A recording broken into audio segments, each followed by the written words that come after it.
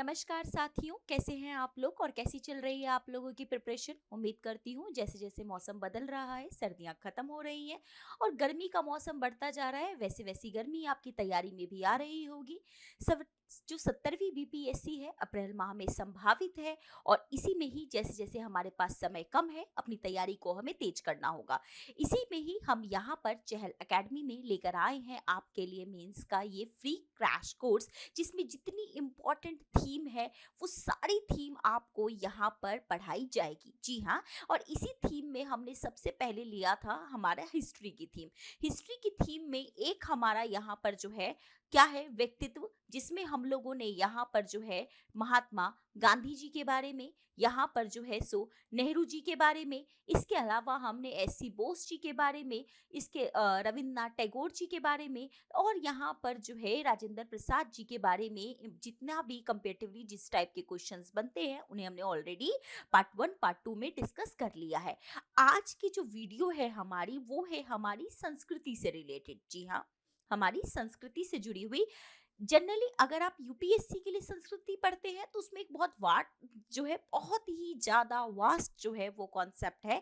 But यहाँ जब आप बीपीएससी के लिए इसे पढ़ेंगे तो यहाँ कुछ एरियाज है जहाँ से वो बार बार प्रश्न पूछ रहा है। ऑल्दो लास्ट 2 सालों में प्रश्नों की प्रवृत्ति में थोड़ा सा बदलाव आया है, परंतु फिर भी ये एरिया ऐसा है जिसे आप आसानी से प्रिडिक्ट कर सकते हैं। जिसमें आपसे जो प्रश्न पूछा जाता है वो पूछा जाता है मौर्य कला पे।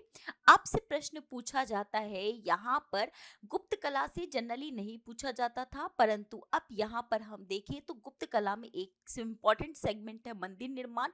यहाँ से तो हम गुप्तास भी ले लेते हैं। और एक आपसे कला में पूछा जाता है पाल कला से। तो ये तीनों सेगमेंट में जब हम संस्कृति का देखेंगे तो संस्कृति में 3 मेजर जो हमें डायनेस्टी का देखना है, वो हमें देखना है किसके बारे में, हमें देखना है यहाँ पर मौर्य, हमें देखना है गुप्त, और हमें देखना है पाल कला। जी हाँ, इसके अलावा कुछ और सेगमेंट्स जो पूछे जा रहे हैं, जैसे कि हम लोग यहाँ पर बात करें संस्कृति की ही अभी बात करते हैं, तो संस्कृति में एक आपका सेगमेंट जो पूछा जा रहा है वो पूछा जा रहा है पटना कला से, और एक आपसे आएगा या तो आपसे किसके संदर्भ में, मधुबनी चित्रकला।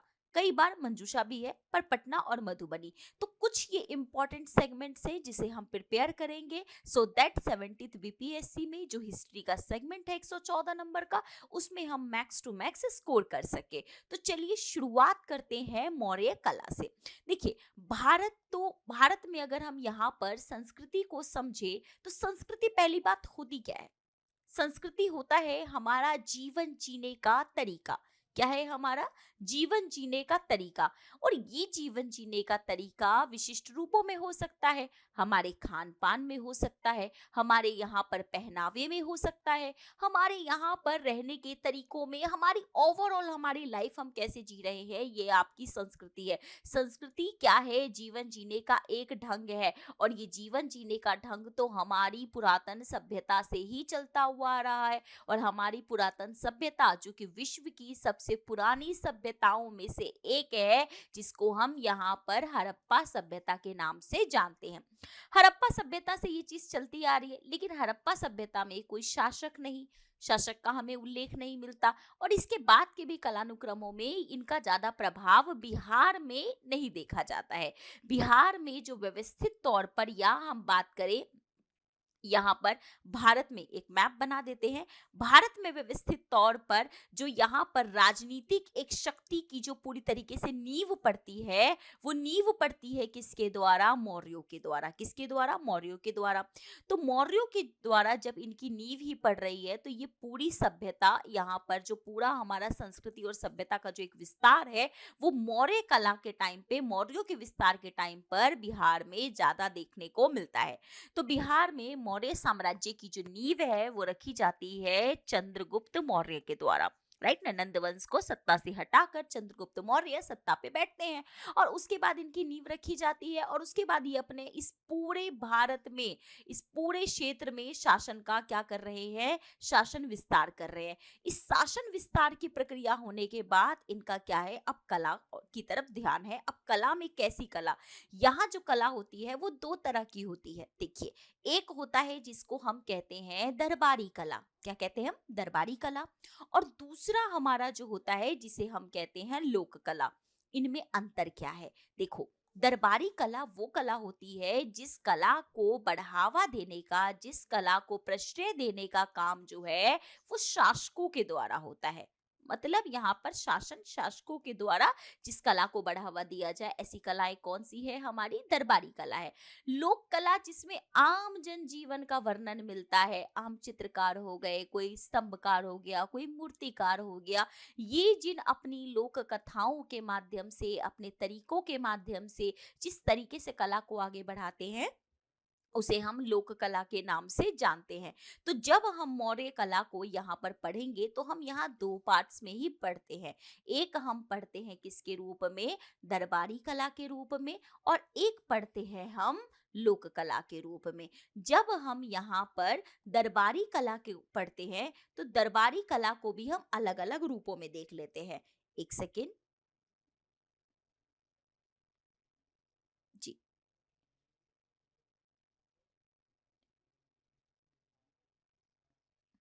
पेन का कलर करते हैं थोड़ी देर के लिए चेंज। तो जी हाँ, दरबारी कला को जब हम पढ़ते हैं तो यहाँ हम अलग अलग रूपों में पढ़ते हैं। कैसे? जैसे कि सबसे पहले हम जब यहाँ पर देखेंगे तो ये हम देखेंगे क्या? राजप्रसाद। ठीक है, या राजा प्रसाद भी बोलते हैं इसको। ये क्या होता है? देखिए, जब भी हम यहाँ पे राजप्रसाद की बात करेंगे, ये बात कर रहा है महल से। पहली बात क्या होता है, मौर्य टाइम पीरियड वो इतना इंपॉर्टेंट टाइम पीरियड होता है कि यहाँ पे सबसे बड़ी बात जो है, हर तरफ में संरचनाओं में हमें एक बहुत बड़ा बदलाव देखने को मिलता है। इससे पहले की जो संरचनाएं होती हैं वो जनरली लकड़ी की होती हैं। किसकी होती हैं? लकड़ी से बनाई जाती है। यहाँ पे जो मौर्यों का जो महल है जिसको राजप्रसाद कहा जा रहा है, पटना के कुम्हरार में है। कहाँ पे है? पटना के कुम्हरार में। वो भी यहाँ पर किससे निर्मित है? लकड़ी से ही निर्मित है।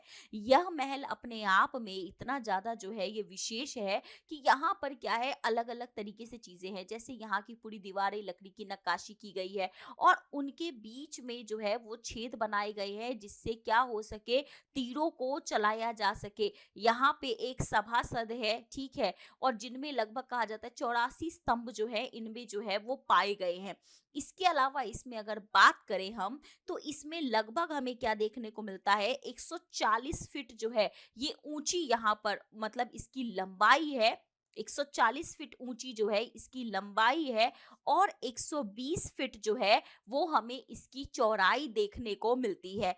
इस पूरे स्तंभ के बारे में अनेक लोग जो है बाहर से अनेक बातें कह के गए हैं। जैसे कि पता है, एरियन जो यहाँ पर आया था वो ये कह के गया कि भाई ये तो जो है बाहर से इसको अगर हम यहाँ पर देखें तो क्या इसको हम सूसा का महल देखें बाहर, और क्या हम एक बतना स्थित राजप्रसाद का देखें, इन सबसे बड़ा श्रेष्ठ देखने को मिलता है।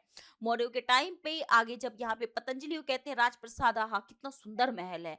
और यहाँ पे फाहियान जो चीनी यात्री आता है आगे बाद में, वो क्या कहता है, वो आता तो वो चंद्रगुप्त द्वितीय के समय है, लेकिन वो यहाँ पर इसको कहता है कि भाई ये महल नहीं है, ये तो देवताओं द्वारा वर्णित है। ये जो मैं टर्म्स बोलती हूँ ना, इनको आप लिख लिया कीजिए। मेंस में इनको हाईलाइट, इन कोट करने पर मार्क्स की संभावना, ज्यादा मार्क्स की बढ़ जाएगी। सामान्य आंसर तो हर बच्चा लिखेगा, आपका आंसर कैसे विशिष्ट होगा वो इसी बात पे निर्भर करता है कि आप कितने बेटर वे में उसे कोट कर पाते हैं, रेफरेंस दे पाते हैं। तो कोशिश कीजिए कि आप उसे लिख ले, ठीक है। और याद रखने के लिए आप एक काम और कर सकते हैं कि जब आप इसे वीडियो को देख रहे हो तो आप कमेंट में बताइए, जैसे देवताओं द्वारा वर्णित किसने कहा, फाहियान ने कहा, तो लिखिए कमेंट में फाहियान देवताओं द्वारा वर्णित, ताकि हमें भी आइडिया लगे कि आप में से कितने लोग हैं जो बहुत ही गंभीरता पूर्वक और लगातार इसको देख रहे हैं, चीजों को समझ रहे हैं, कितना आपको समझ आ रहा है और कहाँ आपको परेशानी आ रही है। तो भाई फाहियान ने क्या कहा, फाहियान ने कहा कि ये जो महल है, ये जो मौर्यों के टाइम पर जो लकड़ी का महल है, जो राजप्रसाद है, भाई ये तो देवताओं द्वारा जो है निर्मित है, इसको देवताओं ने जो है वो बनाया है। अपने आप में ये बड़ी बात थी। तो ये हमने सबसे पहले दरबारी कला पढ़ा, दरबारी ही में ही हमने किसको समझा, हमने समझा महल को। अब समझते हैं कि मौर्यों के टाइम पर बहुत सारे स्तंभ भी बनाए गए थे। एक स्तंभ तो यहाँ चित्रों में भी है, इसकी क्या विशेषताएं थी, इन स्तंभों के बारे में बात करें तो यहाँ पर इन स्तंभों को सबसे ज्यादा बनवाया गया था किसके द्वारा, अशोक के द्वारा। एक मिनट, सबसे ज्यादा किसके द्वारा बनाया गया, अशोक के द्वारा। अशोक ने इन्हें जनरली महात्मा बुद्ध, राइट ना, महात्मा बुद्ध से जो भी जीवन से जुड़े हुए जो स्थल थे वहां पर या तो स्तूपों को बनवाया या फिर वहां पर ऐसे पिलर्स बनाए। दूसरा, अशोक ने अपनी प्रजा को, क्या है, अपनी प्रजा को संदेश देने के लिए भी ये ऐसे स्तूपों का निर्माण करवाया। इसके अलावा जैसे हम यहाँ पर देखते हैं तो इन स्तूपों की, इन स्तंभों की सबसे बड़ी बात है कि इनकी शीर्ष पर जो था वो क्या बना हुआ था, पशु आकृति हुआ करती थी, जैसे हमें यहाँ भी देखने को मिल रही है। इसके अलावा यहाँ पर अगर हम बात करें तो क्या है कि ये जनरली ऐसा होता था कि ये लाल चुनार पत्थरों के बने होते थे। किसके बने होते थे, लाल चुनार पत्थरों के बने होते थे। लगभग ये जो है हमारे 35 से 50 फीट, जी हाँ, 35 से 50 फीट जो है ये ऊंचा होते थे और यहाँ पे लगभग 50 टन इनका जो है वजन होता था। इनका जो है हम जनरली देखते हैं कि ये क्या है कि चौड़ाई नीचे से जो है ऊपर कम होती जाती है। एक आपके साथ थोड़ा सा बनाने की कोशिश करते हैं।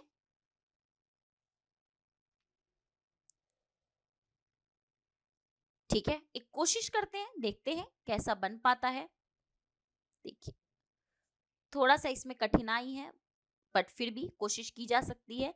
एक बार पेन का कलर चेंज कर लेते हैं, आपके लिए भी थोड़ा आसानी होगा। रुक जाइए 1 मिनट। जी, रेड कर लिया है हमने। तो अब यहाँ पर क्या है,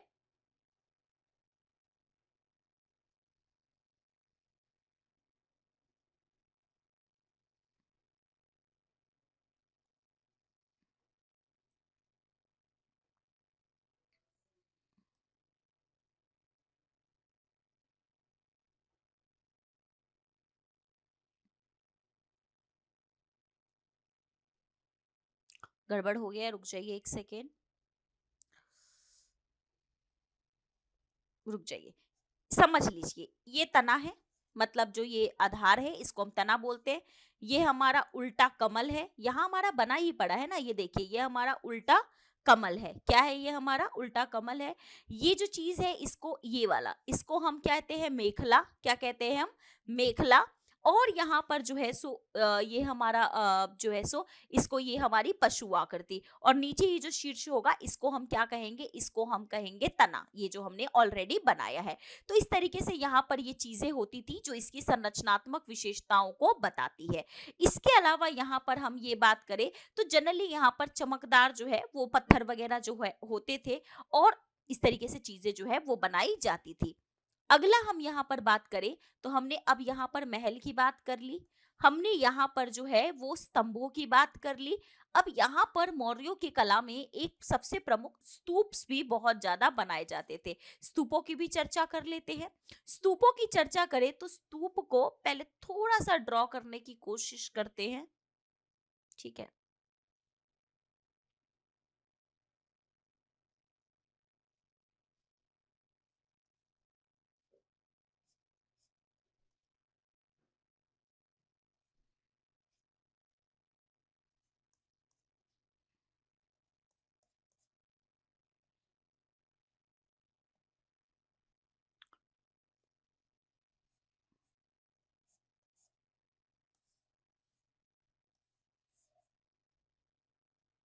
अभी समझते हैं इसको, ये क्या है हमारा।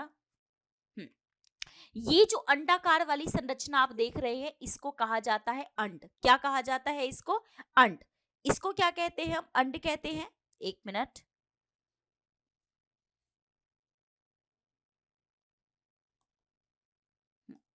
इसी से ही बना लेते हैं।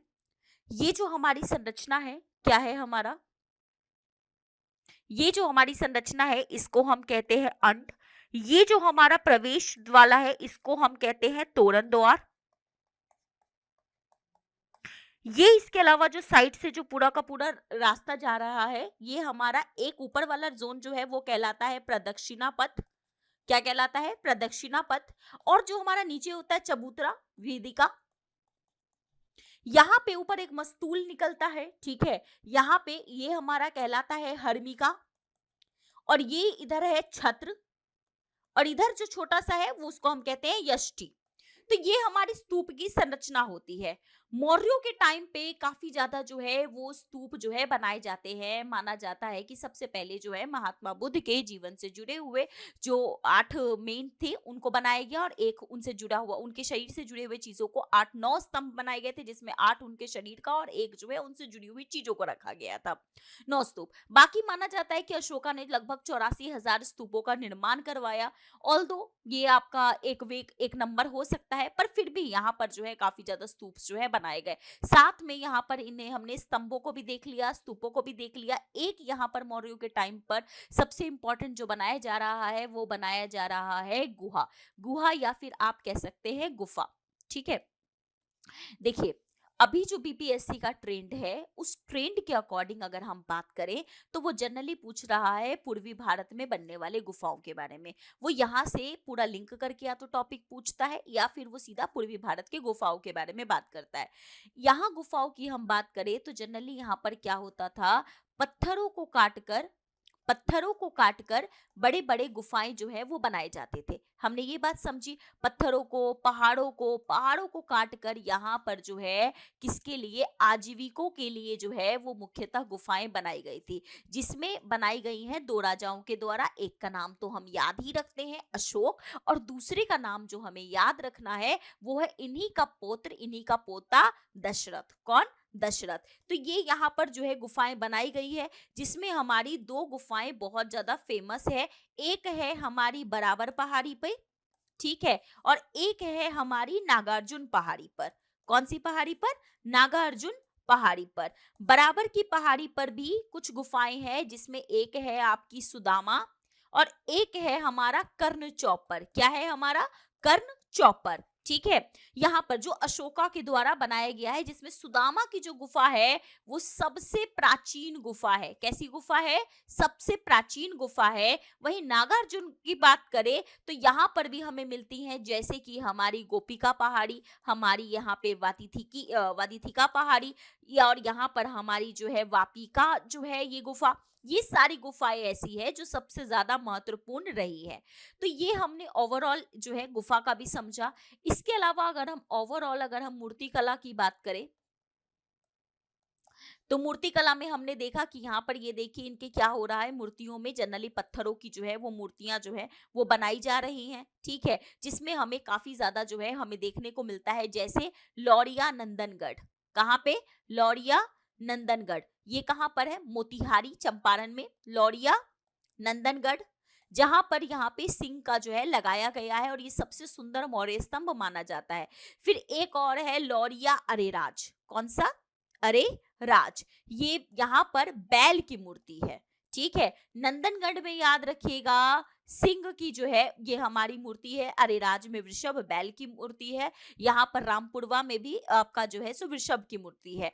तो यहाँ पर इसका अभी ये हमने समझा। एक बार अब हम समझते हैं लोक कला, फिर हम पूरा समअप करेंगे कि कैसे इसकी क्या ओवरऑल विशेषता है, क्या इसका क्रिटिसिज्म है, क्या इसमें ओवरऑल क्या क्या बातें आएंगी।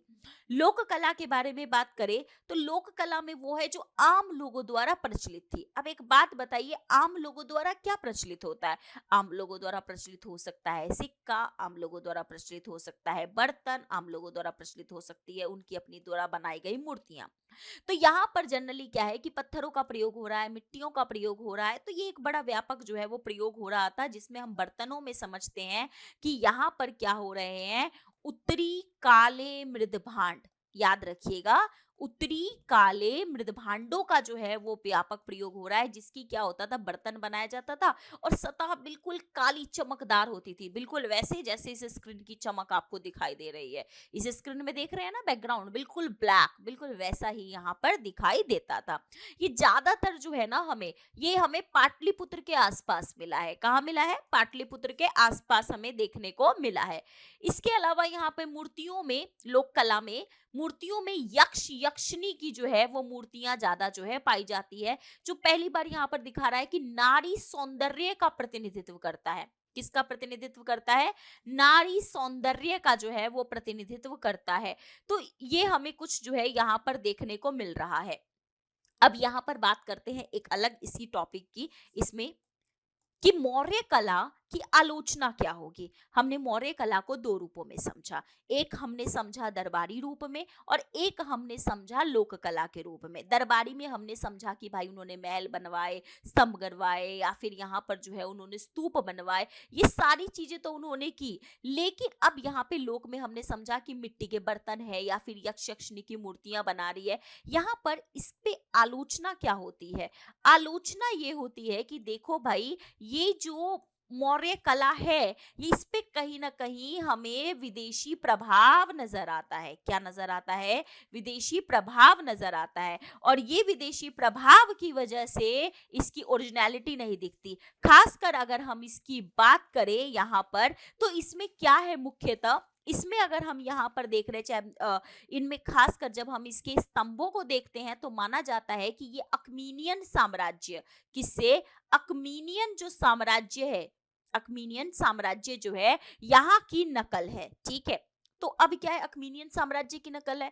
अब इस आलोचना को हम काउंटर करेंगे, हम कहेंगे ठीक है भाई, अकमीनियन साम्राज्य में भी सेम इसी टाइम पर इसी दौरान मूर्तियां बनाई गई, परंतु यह कहना कि यह विदेशी नकल है, यह सही नहीं होगा। यह सही क्यों नहीं होगा? इसके पीछे भी है भाई, अकमीनियन साम्राज्य में भी स्तंभ बनाए गए हैं और मौर्यों में भी स्तंभ बनाए गए हैं, लेकिन अकमीनियन साम्राज्य में और यहाँ मौर्य साम्राज्य में अंतर है। अकमीनियन साम्राज्य में पत्थरों को तोड़ा गया है। क्या किया गया है? तोड़कर जोड़कर बनाया गया है, मतलब इस तरीके से संरचना है। लेकिन हमारा यहाँ कैसा है? हमारे यहाँ भाई, यहाँ पर एक मिनट, हमारे यहाँ ऐसा वाला संरचना है, एक मिनट, हमारे यहाँ इस तरीके से संरचना है, मतलब हमारे यहाँ एकाश्म पत्थर का प्रयोग है, एक ही पत्थर का प्रयोग करके एक बड़ी संरचना बना दी है।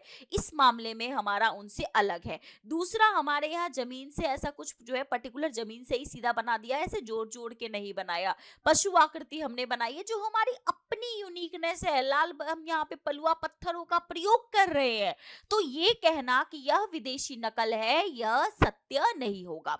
अब दूसरा सवाल ये आता है कि भाई, ये जो मौर्य साम्राज्य है, इसका बौद्धों के साथ क्या संबंध था? और ये देखो, ये सिर्फ यहाँ नहीं आएगा, अभी जब पाल पढ़ेंगे ना हम लोग, वहां भी पूछा जाएगा।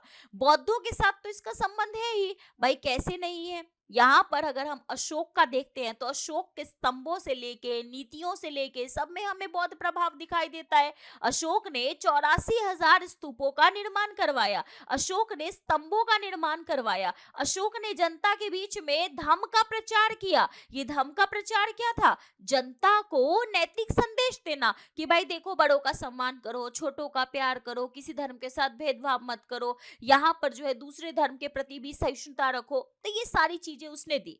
अब एक प्रश्न और आता है कि भाई, ये जो मौर्य साम्राज्य है, जिसके बारे में हम इतना पढ़ रहे हैं, इसकी कला के बारे में हम इतना पढ़ रहे हैं, इस कला के बारे में जरा ये बताओ, इसकी आज क्या प्रासंगिकता है, या फिर इसकी बिहार के संदर्भ में क्या प्रासंगिकता है? क्या बताएंगे आप लोग? जरा बताइए कमेंट्स में।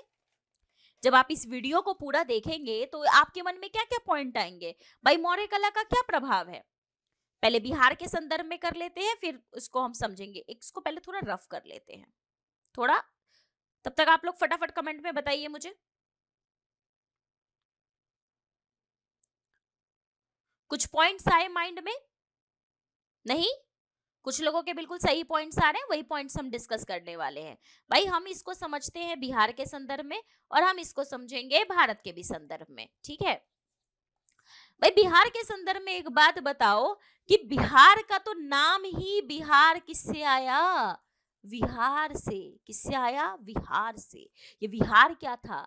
ये विहार वही तो यहाँ पर जो है बौद्ध भिक्षुओं के निवास स्थान थे जिनको बनाया गया था। तो बिहार का तो नाम ही इसी से आया है, विहार।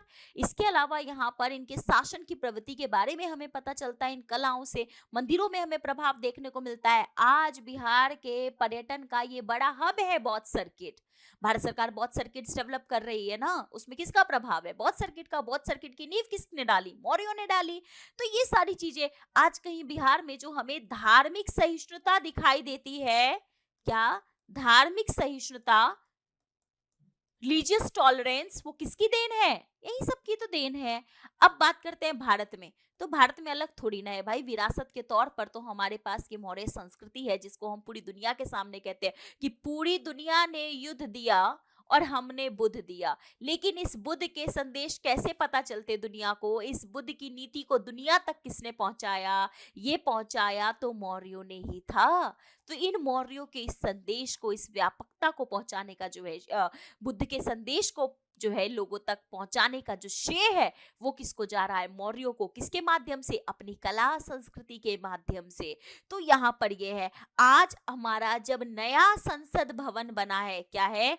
आज हमारा जब नया संसद भवन बना है तो इस नए संसद भवन में भी हम क्या देख रहे हैं? नए संसद भवन पर भी हम यहाँ पर उसके शीर्ष पर, यहाँ पर मौर्य, यहाँ पर पिलर के रूप में हम यहाँ पर अशोक का जो सिंह वाला था जिसकी अभी हमने बात की, इसको यहाँ पर लगाया गया है। भारत के राजकीय चिन्ह के रूप में इसे मान्यता प्राप्त है, जो मौर्य कला की वर्तमान प्रासंगिकता को, इसके महत्व को दर्शाता है।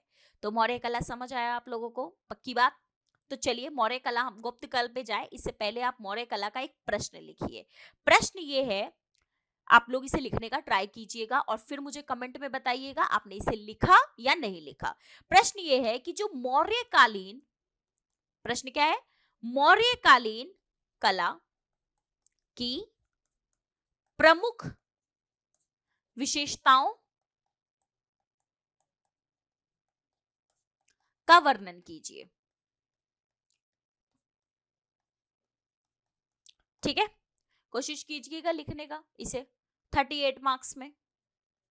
ठीक है, उसके बाद हम इस पे और बताइएगा कि आपने इसको पूरा किया या फिर नहीं किया। अब बात करते हैं देखो गुप्त काल की। मौर्यों के बाद गुप्त काल आया है, लेकिन गुप्त काल के दौरान शक्ति जो है केंद्र बदल रहा है। बिहार अब शक्ति का वो वैसा प्रभावी केंद्र नहीं रह पाता है जैसा मौर्यों के टाइम पे था, परंतु फिर भी गुप्त काल को यहाँ पर कला संस्कृति के लिहाज से इतिहास का स्वर्ण काल कहा जाता है, गोल्डन पीरियड कहा जाता है। भाई ऐसा क्या हुआ जो इसे गोल्डन पीरियड कहा जाता है? गोल्डन पीरियड इसलिए कहा जाता है क्योंकि यहाँ पर हो रहा है मंदिरों का व्यापक निर्माण। ठीक है, मंदिरों के निर्माण के साथ साथ हम इस टाइम पर देखते हैं कि चाहे वो हमारी शिक्षा की बात हो, हमारी यहाँ पर चित्रकला की बात हो, यहाँ पर नृत्यों की बात हो, कला के सारे पहलुओं का यहाँ पर विकास हो रहा है, जो यहाँ पर इसके स्वर्ण काल की स्थिति को दर्शाता है। मेनली मंदिरों का विकास। और मंदिरों का विकास क्यों? इससे पहले देखो, इससे पहले भी ऐसा नहीं था कि मंदिर नहीं बन रहे थे, मंदिर बन रहे थे, पर हमारे पास कोई ऐसा कोई व्यापक अवशेष नहीं बचा है। जो हमारे यहाँ पे शुरुआती तौर पे मंदिरों की जो संरचनाओं का हमें पता चलता है वो मुख्यतः हमें किसका? गुप्त काल का ही पता चलता है। इससे पहले लक्कड़ की संरचनाएं बन रही थी, टूट रही थी, उनका अवशेष ज्यादा नहीं मिलता, परंतु इस टाइम पर हमें गुप्ता के टाइम पर मंदिरों के निर्माण की प्रक्रिया की हमें जानकारी मिलती है। इस टाइम पर मंदिर निर्माण की जो शैली विकसित होती है उसको हम यहाँ पर नागर शैली के नाम से जानते हैं। किसके नाम से जानते हैं? नागर शैली। भारत में मंदिरों के संदर्भ में 3 शैलियां बहुत प्रचलित है। कितनी? 3। एक जिसे हम नागर शैली कहते हैं, जो कि उत्तर भारत में बहुत ज्यादा चली। कहाँ? उत्तर भारत में। दक्षिण भारत में मंदिर निर्माण की जो शैली हुई, जिसका आधार पल्लवों ने रखा था और बढ़ाया चोलों ने, उसे हम द्रविड़ शैली के नाम से जानते हैं। किसके नाम से? द्रविड़ शैली। और इन दोनों का जो मिक्सअप, जैसे मैं आपके आगे ना एक भारत का मैप बना देती हूँ।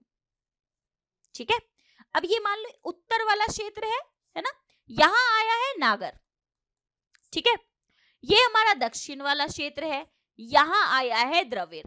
अब इन दोनों के जो बीच का क्षेत्र है ना, जिसको हम विंध्य क्षेत्र के नाम से भी जानते हैं, ये विंध्य वाला, इसमें यहाँ पर जो है विंध्य से इधर ही जो मालवा वाला रीजन है, यहाँ पर आया है बेसर शैली, जिसमें दोनों की विशेषताएं होती हैं। तो एक बार हम यहाँ पर प्रश्न में नागर शैली की विशेषताओं को देख लेते हैं। नागर शैली की मंदिरों की क्या विशेषताएं होती है, इस चित्र से देखते हैं, हमें ज्यादा क्लियर होगा। पहली बात याद रखिएगा, ये जो मंदिर है ऊंचे चबूतरे पर बनाया जाता है। कहाँ बनाया जाता है? ऊंचे चबूतरे पर, ठीक है, बिल्कुल ऊंचे चबूतरे पर बनाया जाता है, जिसको हम जनरली जगती बोलते हैं। हम क्या कहते हैं? जगती, ठीक है। इस मंदिर में यहाँ पर देख रहे हैं, ये जो लंबा सा जो बना हुआ है, इनको यहाँ पे शिखर कहा जाता है या फिर विमान कहा जाता है। साउथ में जनरली विमान बोलते हैं, हमारे यहाँ उत्तर भारत में शिखर बोलते हैं। इसके ऊपर है यहाँ पर एक जो ये गोल सा, अगेन वही फूल जैसी संरचना, अमलक कहलाती है, और ऊपर कलश होता है। इसके अलावा मंदिर में एक हॉल होता है जिसको हम मंडप कहते हैं, और ऐसे अगर बड़े सारे बना दिए जाए तो जो बड़ा मेन वाला है उसको हम महामंडप बोलेंगे, और बाकी सारे मंडप और छोटे अर्ध मंडप के रूप में जाएंगे। जहां से आप गोल चक्कर लगाते हैं, भगवान की परिक्रमा करते हैं, वो प्रदक्षिणा पथ कहलाता है। तो पहला हमने क्या देखा कि भैया ऊंचे चबूतरे पर होगा, ठीक है, ऊंचा चबूतरा होगा, क्या कहेंगे? जगती कहेंगे उसको। फिर हमने देखा कि यहाँ पर क्या होगा? शिखर होगा या फिर विमान होगा। इसके अलावा यहाँ पर क्या होगा? यहाँ पर जो है सो हमने देखा कि मंडप या महामंडप, सॉरी, मंडप, महामंडप, अर्धमंडप, ये सब पाए जाएंगे, ठीक है, अर्धमंडप। इसके अलावा हम यहाँ पे ना एक और चीज है, मंदिरों में पंचायत शैली। पंचायत शैली, ये पंचायत शैली क्या होती है भाई, इसको समझ लीजिए। जब भी आप किसी मंदिर में जाते हैं, मान लीजिए आप किसी भी मंदिर में गए, भोले बाबा के मंदिर में गए मत्था टेकने, सिर्फ भोले बाबा को मत्था टेक के आते हैं? नहीं, सारे देवी देवताओं से मिलकर आते हैं ना। गए तो मंदिर भोले बाबा के, लेकिन वहां पे सिर्फ भोले बाबा मिले? नहीं, भोले बाबा के साथ पूरा परिवार, शिवालय है, शिवालय के साथ आप दूसरा मंदिर कोई भी सोच लीजिए, मान लीजिए आप हनुमान जी के भक्त है, हनुमान जी के मंदिर गए। आप लोग मान लीजिए पटना में है, पटना में पटना स्टेशन के पास है ना महावीर मंदिर, आप महावीर मंदिर गए और मंदिर में जाते ही देखा हनुमान जी को मत्था टेका, ऊपर गए, बहुत सारे देवी देवता है ना, सब साथ में है। मतलब मुख्य देवता तो हनुमान जी हैं जिनको बीच में विराजा गया है, पर बाकी सारे देवी देवता भी जब साथ में हो, ऐसी जो शैली होती है, इसी को हम पंचायत शैली कहते हैं। जब मुख्य देवता के साथ साथ बाकी सारे देवी देवताओं को भी वहां पे, बाकी सारे देवी देवताओं भी जब विराजमान हो, मंदिर की शैली को हम पंचायत शैली के नाम से जानते हैं। महावीर मंदिर जाते हैं तो है ना ऊपर बिल्कुल, या फिर मान लीजिए आप मुजफ्फरपुर से देख रहे हैं, तो मुजफ्फरपुर में आप गए भोले बाबा के मंदिर में, ठीक है, और उसके बाद क्या हुआ, वहां पर बाकी सारे देवी देवता से भी मिलकर आए, पंचायत शैली है। तो पंचायत शैली क्लियर हो गया। अब ये बेसर से उससे द्रविड़ से कैसे अलग है? देखो, द्रविड़ शैली में क्या होता है कि यहाँ पर जो है, जैसे यहाँ हमने शिखर बोला, वहां विमान कहा जाता है, वहां पर क्या होता है कि एक तो बीच में एक जलाशय, एक टैंक होता है, ठीक है। दूसरा, वहां पे जो द्वारपाल होते हैं ना, उनमें द्वारपालों में वहां पे क्या है, यक्ष और यक्षिणी होते हैं।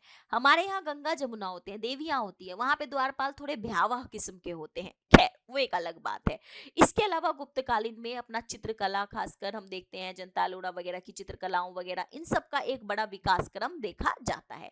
तो जो गुप्त काल से आपसे प्रश्न जो संभावित रहता है, वो जनरली मंदिर के संदर्भ में और मंदिरों में भी खासकर नागर शैली के बारे में पूछा जाता है, ठीक है। बिहार में भी बहुत सारे नागर शैली के मंदिरों का जो है विकास हुआ है, जैसे यहाँ पर जो है सो हम जो है हम देख सकते हैं, यहाँ पर क्या है, बहुत सारे मंदिर जो है वो हमें देखने को मिलते हैं। खैर, महाबोधि मंदिर यहाँ पर आपके चित्र में भी दिया हुआ है, जिसको यहाँ पर क्या है, यूनेस्को का दर्जा प्राप्त है। अब बात करते हैं पाल कला की। अगेन शक्ति समीकरण बदल रहा है। गुप्तास के बाद एक बार फिर जो सत्ता है, वो सत्ता का केंद्र अब यहाँ पर हम देखेंगे कि हमारे यहाँ पे क्या है, बिहार और इधर बंगाल वाले क्षेत्र की तरफ बढ़ रही है। और इस बिहार बंगाल वाले क्षेत्र में शक्ति का नियंत्रण पाल राजाओं के हाथ में है। और ये जो पाल राजा है, ये बौद्ध धर्म के बड़े संरक्षक हैं। किसके? बौद्ध धर्म के। तो इनके टाइम पे अगेन अब जो कल्चर पे हमें इन्फ्लुएंस दिखेगा, वो किसका दिखेगा? वो अब हमें यहाँ पर किसका दिखेगा, यहाँ पर बौद्ध धर्म का एक प्रभाव दिखेगा। तो इनके टाइम पे भी दो तीन तरह की चीजें होंगी, जैसे एक कला के रूप में स्थापत्य को बढ़ावा मिलेगा, कला के रूप में ही यहाँ पर मूर्ति कला को बढ़ावा मिलेगा, कला के रूप में ही यहाँ पर चित्रकला को भी बढ़ावा मिलेगा। स्थापत्य में जब हम यहाँ पर बात करते हैं तो यहाँ पर क्या है, स्थापत्य में क्या बनाए जाएंगे, बड़े बड़े यहाँ महाविहार बनाए जाएंगे, यहाँ पर जो है स्तूप बनाए जाएंगे, चैत्य बनाए जाएंगे, मंदिर बनाए जाएंगे। ठीक है। अच्छा, एक चीज समझिए, चैत्य और विहार में क्या अंतर है। देखिए, जब भी आप चैत्य और विहार जनरली बौद्ध धर्म के परिप्रेक्ष्य में या जैन धर्म इनके संदर्भ में प्रयोग किए जाते थे। जो इनके पूजा स्थल होते हैं ना, बौद्धिस्ट जो पूजा स्थल है, इनको हम क्या कहते हैं, चैत्य कहते हैं। परंतु जब यहाँ पे जो भिक्षुक निवास करते हैं ना, उसको हम विहार कहते हैं। क्या कहते हैं, विहार। और उसी विहार से ही बिहार का नाम भी जुड़ा है। तो पहले स्थापत्य में देखते हैं। स्थापत्य में इनके टाइम पर बहुत सारे जो है स्थापत्यों का निर्माण हुआ, लेकिन यहाँ पर सबसे बड़ी बात कि अब यहाँ पर पक्की ईंटों का प्रयोग होना शुरू होगा, जो अपने आप में एक बहुत बड़ी बात यहाँ पर देखी जाएगी, जिसमें हम देखते हैं कि भाई हमारा उदंतपुरी, राइट, उदंतपुरी है, नालंदा है, विक्रमशिला है, राइट, ये सब चीजें क्या हो रही हैं, अब बनाई जा रही है महाविहार। और इसके संदर्भ में हम देखते हैं कि ये इतना इनके अलंकरण पर बल दिया जा रहा है, सजावट पे बल दिया जा रहा है, जो कहीं ना कहीं पालों की आर्थिक समृद्धि को दर्शाता है। इसके अलावा अगर यहाँ पे देखेंगे, सूरजगढ़ है, जयमलगढ़ है, आपका ये जो भागलपुर है, इसका कहलगांव है, ये सारी चीजें जो है यहाँ के मंदिर से, यहाँ पर विष्णुपद मंदिर, राइट, ये सब यहाँ पर इसके एक उसको जो है स्थापत्य को बढ़ावा देते हैं। इसके दौरान यहाँ पर जो है सो पक्के आयताकार जो है भवन बनाए जा रहे हैं, और इसमें खूब जो है मतलब इनको डेकोरेशन का काम किया जा रहा है। एक चीज याद रखिएगा, यहाँ मैंने कुछ नाम लिखे हैं, उदंतपुरी, नालंदा, विक्रमशिला। अगर आप इनके संस्थापकों के भी नाम लिख देते हैं तो आपके एज, मार्क्स के एज बढ़ जाएंगे, क्योंकि ये नाम तो शायद सबको पता हो, संस्थापक का नाम थोड़ा याद रख लीजिएगा। जैसे मैं बात करूं उदंतपुरी की, तो इसके संस्थापक, इसको बनाने का मतलब जो है, इसके निर्माता, इसके लिए पैसा देने वाले, इसको बनवाने वाले हैं गोपाल। कौन है, गोपाल। विक्रमशिला की बात करूं तो इसमें कौन है, यहाँ पर जो है सो धर्मपाल। कौन है यहाँ पे, धर्मपाल। और यहाँ पर अगर हम लोग बात करें नालंदा की, तो नालंदा के लिए आगे ये अपना जो है बहुत सारा गांव, 200 गांव जो है वो दान में देते हैं। खैर, अब बात करते हैं कुछ चैत्यों की, कुछ विहारों की। तो ये भी इनके टाइम पर बनाए जाते हैं। मंदिर बनाए जाएंगे क्या, देखिए, ये लोग मुख्यतः किसको मानते थे, बौद्धिज्म को मानते थे। ठीक है, लेकिन इन्होंने हिंदू मंदिरों को भी प्रोत्साहित किया, जो इनकी धार्मिक सहिष्णुता को दर्शाता है। किसको दर्शा रहा है, धार्मिक सहिष्णुता को दर्शाता है। अब ये मंदिर बन तो उत्तर भारत में रहे हैं, तो कौन सी शैली के होंगे, नागर शैली के ये मंदिर हैं। ठीक है, किसके हैं, नागर शैली के मंदिर है। जैसे कि हम देखते हैं यहाँ पर जो है सो कहलगांव, कौन सा गांव, कहलगांव, ये कहां पर है, तो ये याद रखिएगा भागलपुर में है। ठीक है, भागलपुर का गुफा मंदिर है। इसके अलावा हम यहाँ पर देखते हैं गया, गया जो कि बहुत इंपॉर्टेंट रिलीजियसली, या वैसे हम सबके लिए बहुत इंपॉर्टेंट एक प्लेस है।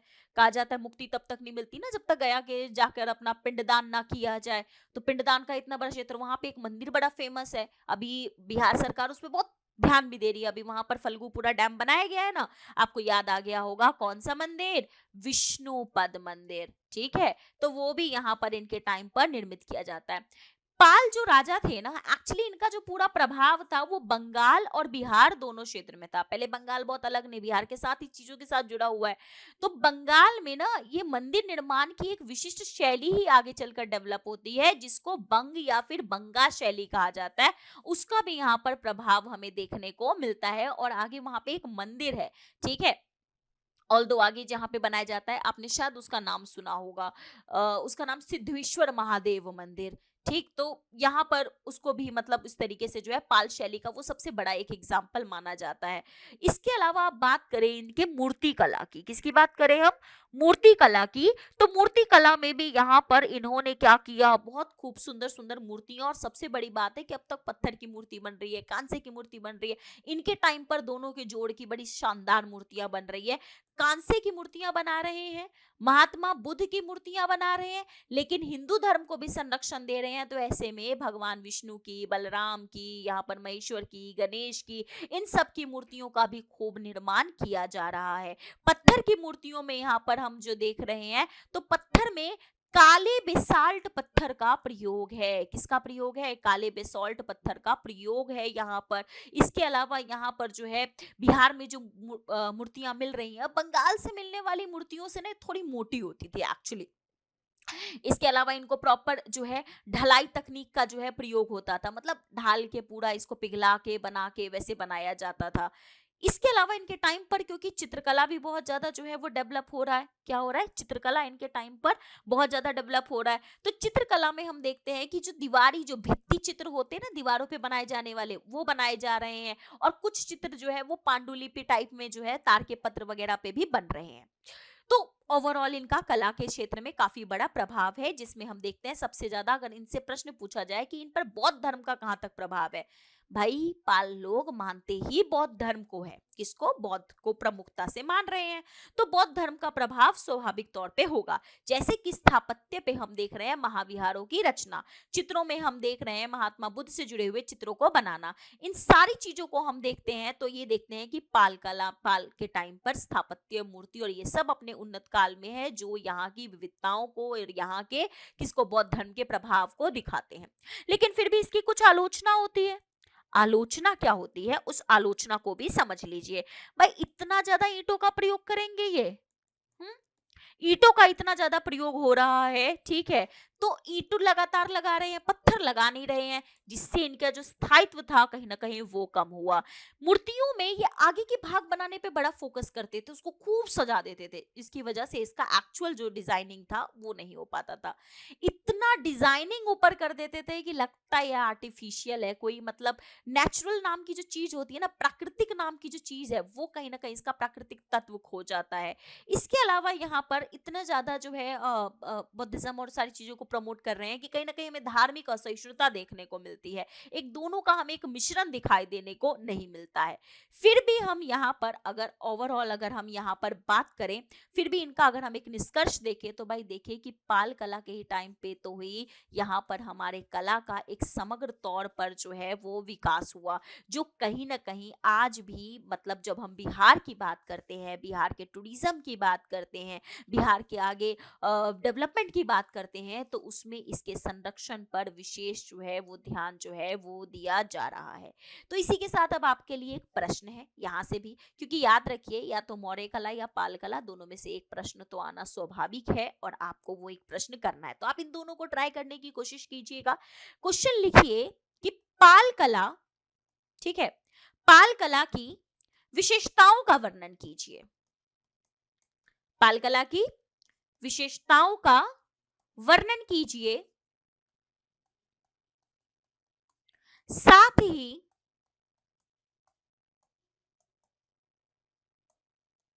बौद्ध धर्म के साथ उनके संबंधों पर प्रकाश भी डालिए, प्रकाश भी डालें। ठीक है, ये भी 38 नंबर का है। देखिए ट्राई कीजिएगा आप लोग लिखने का, और जो आपके साथी साथ में इस बार बीपीएससी का मेंस दे रहे हैं उनके साथ शेयर भी कीजिएगा, और साथ में कमेंट में बताइएगा कैसा लगा आपको ये पूरा सेशन। तो फिलहाल आज के लिए इतना ही है, मिलते हैं आपसे नेक्स्ट सेशन में। Thank you very much. जय हिंद।